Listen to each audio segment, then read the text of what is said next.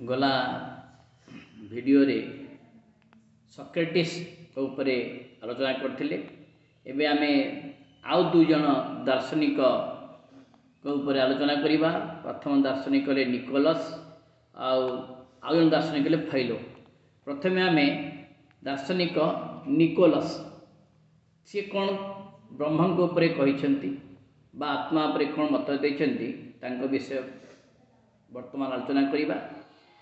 Nicholas कहिसेंती जे स्थान और काल को सृष्टि करिसेंती से होचंती स्रष्टा। से जगत ठारू महत और शक्तिशाली। जगतर प्रत्येक विषय प्रत्येक ठारू बड़ बा छोट किंतु स्वयं स्रष्टा बृहत्तम और स्वयं क्षुद्रतम अटंती।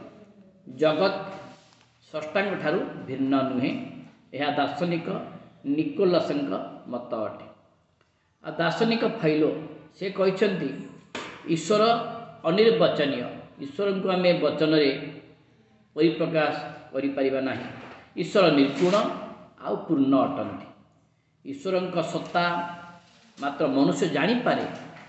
ईश्वर सर्वशक्तिमान और सबुर आदि कारण अटंती।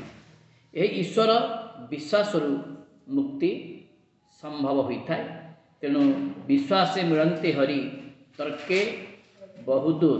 गीता कहती अविश्वास विनश्यति। तेणु जेहेतु आम हिंदू आम माने विश्वास करी ईश्वर को प्राप्त करवा। जय गुरुदेव।